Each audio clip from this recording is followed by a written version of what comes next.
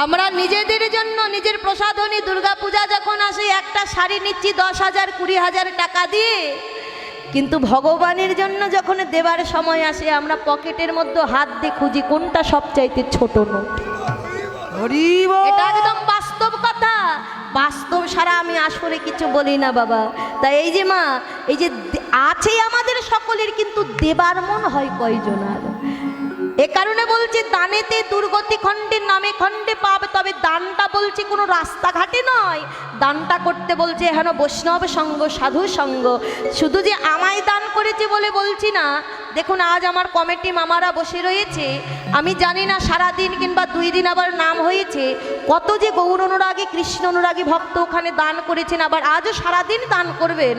আমি শ্রী গুরু চরণেই নিবেদন করি, গৌর হরি চরণে নিবেদন করি, আজ শুধু আমাকে নয়, যারা ওই মন্দির কমিটি বক্সে দান করছে এবং করবেন, গৌর হরি যেন তাদের মনোবাঞ্ছাটা পূর্ণ করে দেয় এবং তার চরণ তরিতে করে তুলে নিয়ে ভব মহাসাগরটা তাদেরকে পার করে দেন।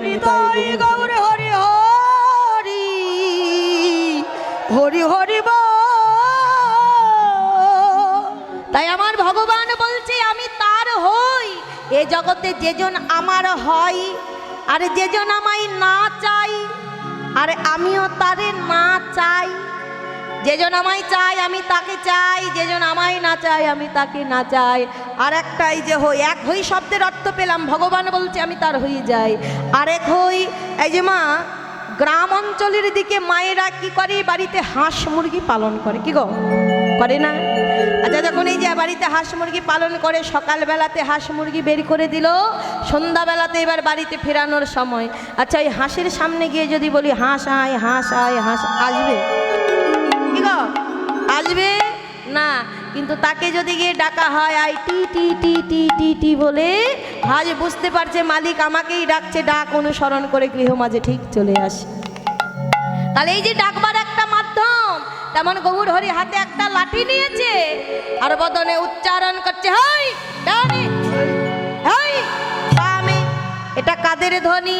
বলে মাগো এখন তো আর দেখতে পাওয়া যায় না, তবে আগেকার সময় যাদের বাড়িতে অনেকগুলো গাভীর পাল থাকতো, 10টা 15টা করে এমন আগেকার সময় বাড়িতে থাকতো গাভীর পাল, কি করতো সকালবেলা ওই গাভীর পাল নিয়ে চলে যেত মাঠের মধ্যে, হাতে থাকতো একটা লাঠি, এদের মুখের ধ্বনি হাই ডানে হাই বামে, পথ অনুসরণ করাচ্ছেন। এদেরকে কি বলা হয় গো? বা যারা মাঠে মাঠে গাভী চারণ করে, ধেনু চারণ করে, এদেরকে বলা হয় রাখাল। বলে নিজে আচরিয়ে ধর্ম প্রভু আমার জীবের শিখা, জীবন শিখা,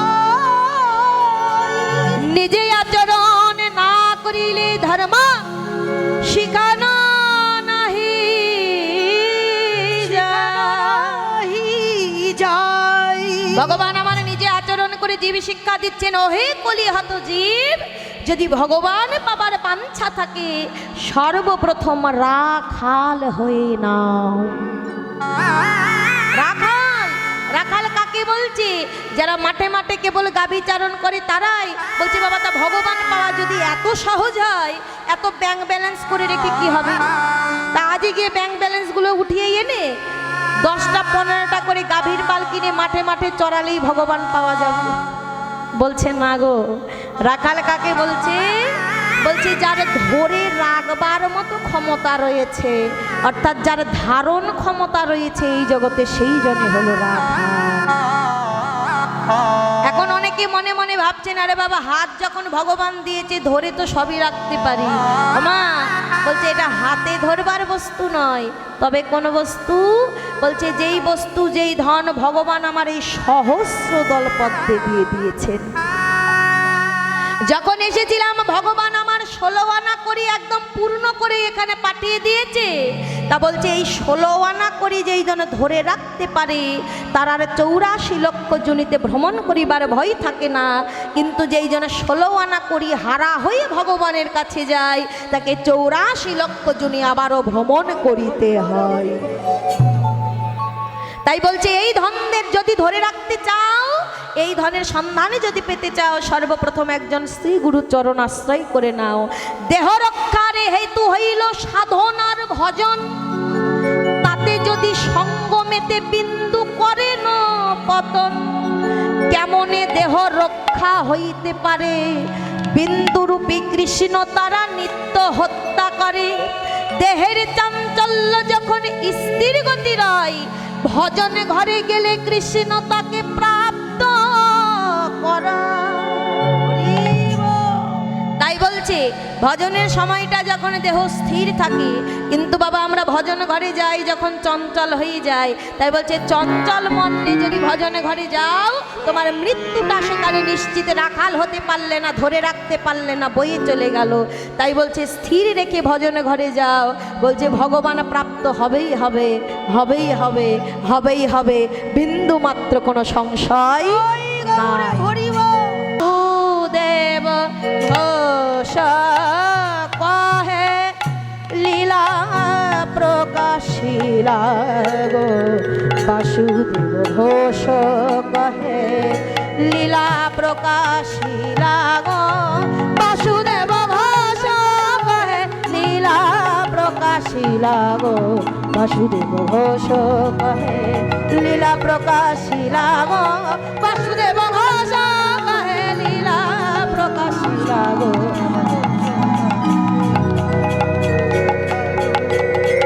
বাসুদেব ঘোষ কহে লীলা প্রকাশিলা গো, বাসুদেব ঘোষ কহে লীলা প্রকাশিলা গো।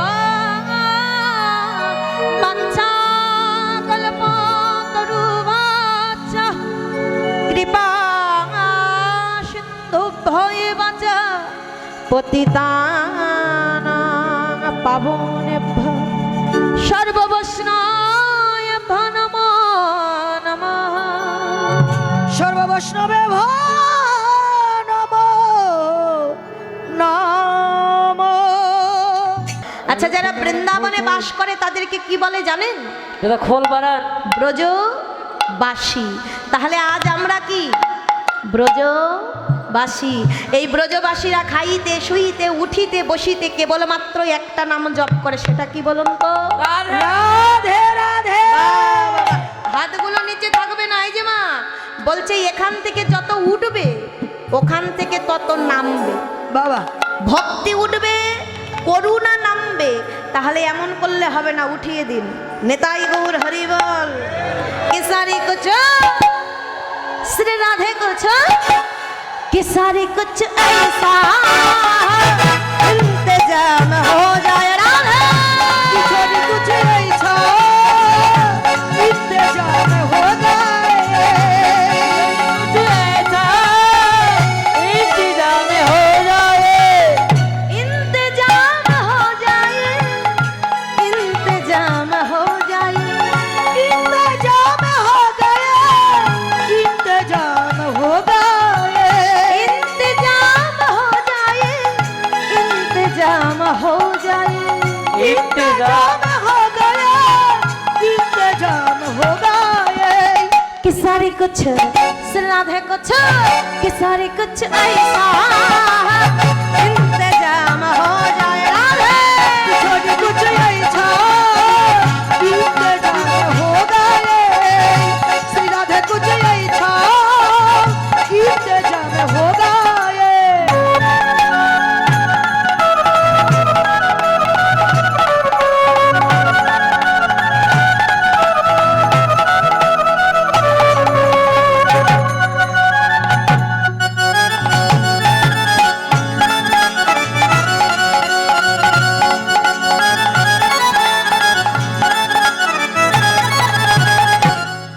जब गिरने हुए हैं हम तेरा नाम लिया है,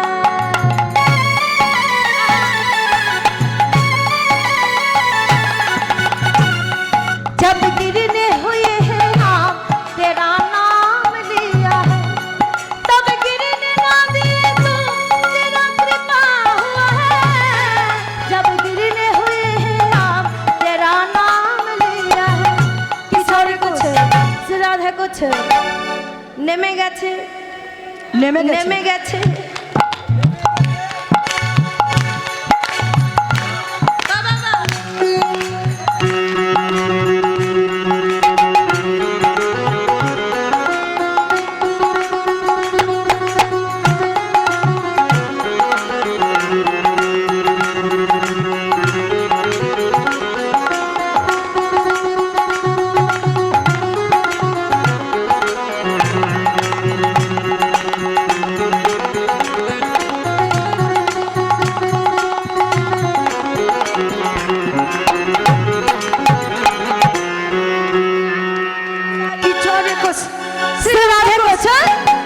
अरे कुछ ऐसा इंतजाम हो जाए, अरे कुछ ऐसा इंतजाम हो जाए, इंतजाम हो जाए, इंतजाम हो जाए, इंतजाम हो जाए, इंतजाम हो जाए।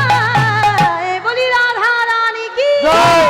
प्रेम से बोली राधा रानी की जय। श्याम सुंदर की जय। वृंदावन धाम की जय। गमन गोष्ठ लीला की जय।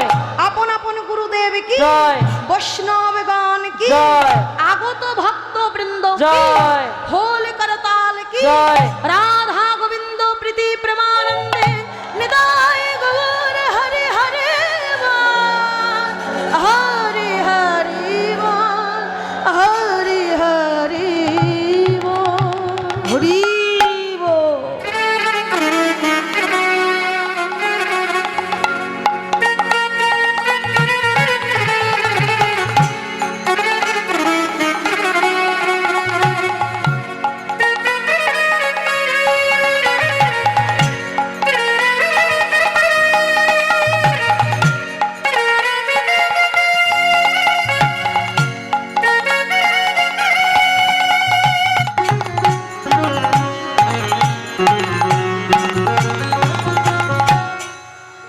জয় নিতাই, নিতাই গৌর রাধে শ্যাম মধুময় মধুর বৃন্দাবন ধাম। মা গো, আস্বাদন করতে চলেছি ভগবান শ্রীকৃষ্ণের গমন গোষ্ঠ লীলাখান। এই যে মা, যেই লীলা আস্বাদন করব বৃথায় আজ আমরা এসেছি বৃন্দাবন ধাম। লীলাটার তাৎপর্য যদি না জানলাম, কীর্তন শুনতে এলাম, শুধু শুনলাম ভগবান শ্রীদাম সুদাম আর দাম বসুদাম নিয়ে ধবলি শ্যামলিনী বৃন্দাবনে চলে গেল গোষ্ঠ মাঝে, এটাই কি লীলা? বলছে না। তাহলে এই লীলার তাৎপর্য কি? ভগবান কেন এই লীলা করেছিল, আর এই লীলা দ্বারা ভগবানের জীবকে কি শিক্ষা দিয়ে গেল, আমরা তা জানবার চেষ্টা করব। এই যে মা, ভগবান যখন প্রতিদিন প্রতিদিন গোষ্ঠ মাঝে যেত, ভগবানের বয়স কত ছিল গো? এটা আমাদের জানা প্রয়োজন। গোষ্ঠ লীলা শুনতে এলাম, কিন্তু কত বছর বয়সে ভগবান গোষ্ঠে গেছিল তা যদি না জানি, বলছে 4 ঘন্টা লীলা কীর্তন শোনা ব্যর্থ হয়ে যায়। বয়স কত ছিল? বলছে 8 বছর। এই 8 বছরের শিশু গোপাল প্রতিদিন প্রতিদিন সখাদের নিয়ে যেত গোধন চালাবার প্রত্যাশায়। এই যে মা, অনুভব করবেন, এবার লীলার মধ্যে প্রবেশ করে যান। ধরে নিন আমি লীলা করছি, আপনার বাড়িতে একজন 8 বছরের ছেলে সন্তান আছে, আপনার অনেক ধন অনেক সম্পদ। বাবা, আপনি মনে মনে ভাবছেন আপনার ওই ছেলে সন্তানের নামে 8 বছরের আপনার সকল ধন সম্পদ দলিল করে দেবেন, কি গো হবে? সম্ভব নয়। কেন? কারণ তার সবে মাত্র 8 বছর, মিনিমাম 18 বছর হওয়া চাই, এনআইডি কার্ড তার প্রয়োজন আছে। তাহলে যে মা, 8 বছরের শিশু গোপাল প্রতিদিন প্রতিদিন যে যেত গোষ্ঠ মাঝে, নিয়ে যেত গোধন ধেনুর পাল। আচ্ছা,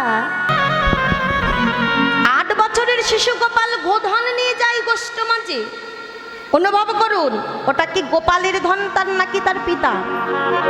পিতার ধন। পিতার ধন। কেন? কারণ গোপালের কেবলমাত্র 8 বছর, তার নামে এখন কোনো ধন সম্পদ হয় নাই। তাহলে কি করছে? এক কথাই লীলাটা বুঝে যাবেন কেমন। ভগবান পিতৃধন নিয়ে গোষ্ঠ মাঝে গমন করেছেন। বাবা, সঙ্গে যাচ্ছে কে? 9 লক্ষ ধেনু আর 24 জন সখা, হাতে গুনে 24 জন। এই হলো বাইরের সখা, কানাই হলো 25 আর দাদা বলরাম হলো এই 26।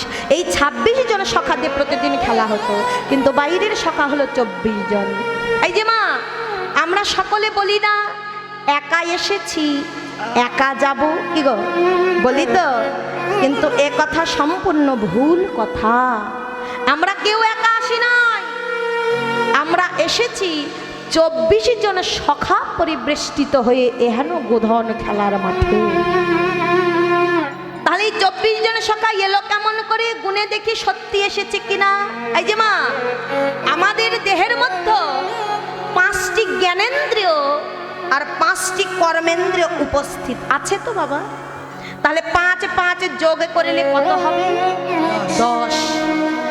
কাম, ক্রোধ, লোভ, মোহ, মদ, মাশ্চর্য, এই যে ষড়রিপু, তাহলে 10-এর সঙ্গে 6 যোগ করে দিলাম, কত হয়? 16। ষড়রিপু আমাদের মধ্যে বিদ্যমান আছে তো। ক্ষিতি, অপ, তেজ, মরুত, বম, পঞ্চভূত দ্বারা ভগবান আমার দেহখানা গঠিত করেছেন। তাহলে 16-র সঙ্গে 5 যোগ করলাম, কত হলো? 21। সত্য, রজ, তম, আমাদের সকলের মাঝে এই 3খানা গুণ বিদ্যমান আছে। তাহলে 21-এর সঙ্গে 3 যোগ করলাম, কত হলো?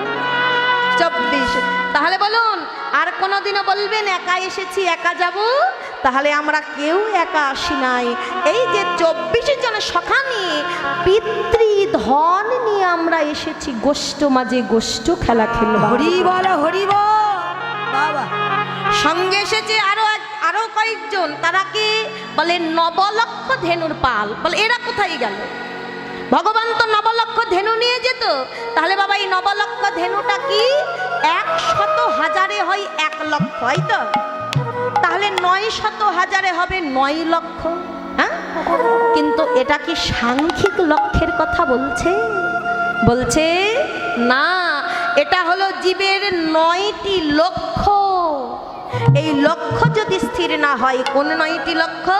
এই যে শ্রবণ, কীর্তন, শরণ, বন্দন, অর্থাৎ নববিধা ভক্তি স্বরূপ। আমরা এই জগতে এসেছি, কেন এসেছি? এই 24 জন সখাকে নিয়ে এসেছি, পিতৃধন নিয়ে এসেছি, এই নবলক্ষ ধেনুকে স্থির করবার জন্য। বাবা বাবা হরি বল। সর্বপ্রথম লক্ষ্যটা কি?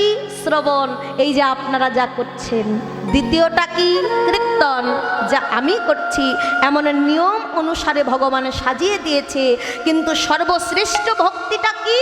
বলছে সর্বশ্রেষ্ঠ ভক্তিটা হলো আত্মনিবেদন। বাবা, আমি যতই শ্রবণ করি, যতই কীর্তন করি, কিন্তু ওই আত্মনিবেদন পর্যন্ত যতক্ষণ আমি না পৌঁছেছি, বলছে তোমার এই 9টি লক্ষ্য যতক্ষণ স্থির না হয়েছে, তুমি গোবিন্দ চরণে আত্মনিবেদন না করে যদি এই দেবদুর্লভ মানব দেহ থেকে প্রাণ পরিত্যাগ করো, এই আত্মাটা কোনোদিনও কৃষ্ণ চরণ প্রাপ্তি হতে পারে না। তাকে আবারও 84 লক্ষ জনের মাঝে ভ্রমণ। হরি বল।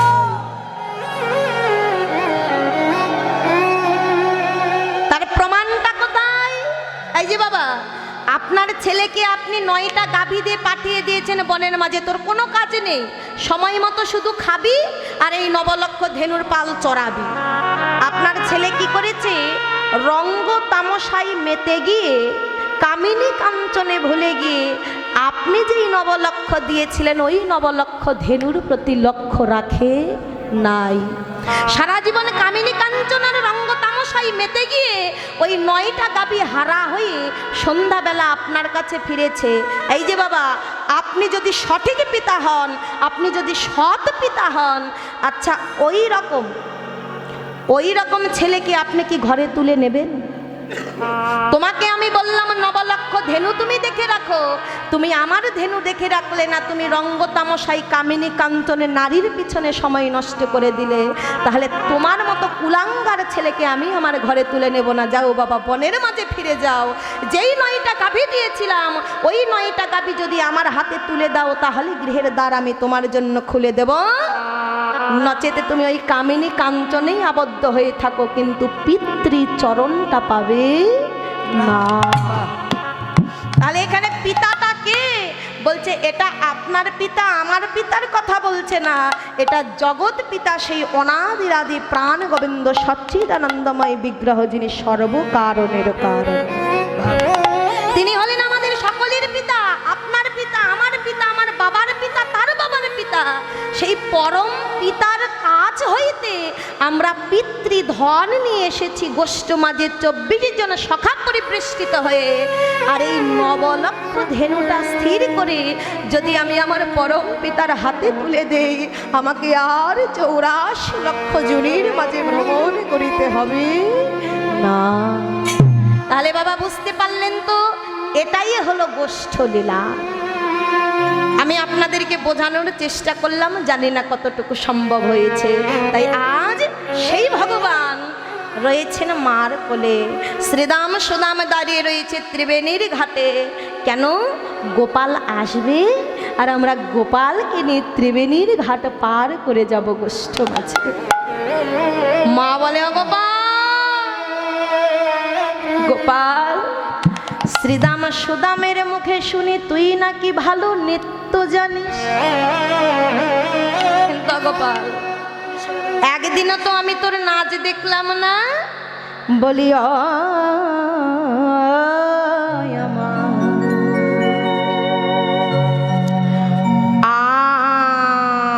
আমার নাচ রে জাদু মনে, বলি আমার নাচের জাদু মনে, বলিও আমার নাচে জাদুমণি। বলেন না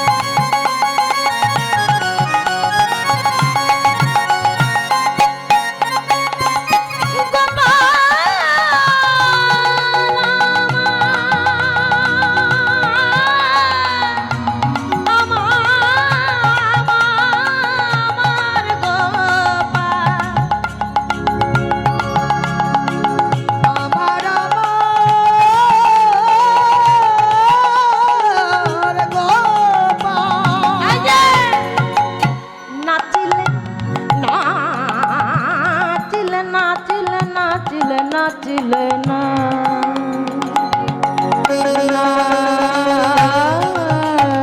নাচিলে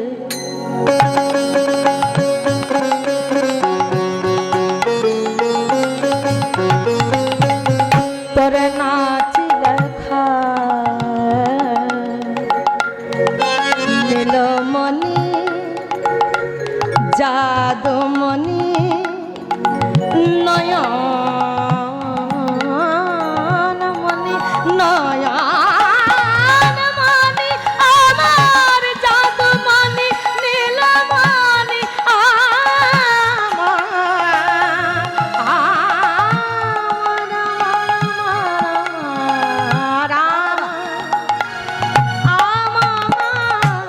প্রাণ তোরে নাচিলে গোপালে নাচিলে নাচিলে খাইতে দেব ক্ষীর সরণি নাচিলে খাওয়ায় দিব ক্ষীর সরণি। ও গোপাল নাচ রে জাদু বলিও নাচে জাদু বলিও গোপাল নাচে জাদুমণি। এই যে গোপালে নেচে দেখায়, আর যতবারে নেচে দেখাই বলে দাও মা দাও মা এই ক্ষীর সর নবনী আমায় দাও আমার ক্ষীর সরণি আমায় দাও মা তোমার ক্ষীর সর নবনী আমায় দাও মা ক্ষীর সরণি আমায় দাও মা বলে দাও দাও, এই যে মা দিতে চাইলে না, এবার দাও। গোপালকে কোলের মাঝে বসে নিয়ে বলে মা, প্রাণ গোপাল রে, আজ আমি মা হয়ে যদি তোর চরণে একটা নিবেদন রাখি। গোপাল সঙ্গে সঙ্গে মার বদনটা ধরেছেন। মা গো কি বলছো? ছি ছি ছি, তুমি কিনা মা হয়ে আমার কাছে নিবেদন করবে? তুমি একবার আমায় আদেশ করে দেখো মা, তোমার আদেশটা আমি পালন করি কি না করি, একবার আদেশ করো। মা বলে না রে গোপাল,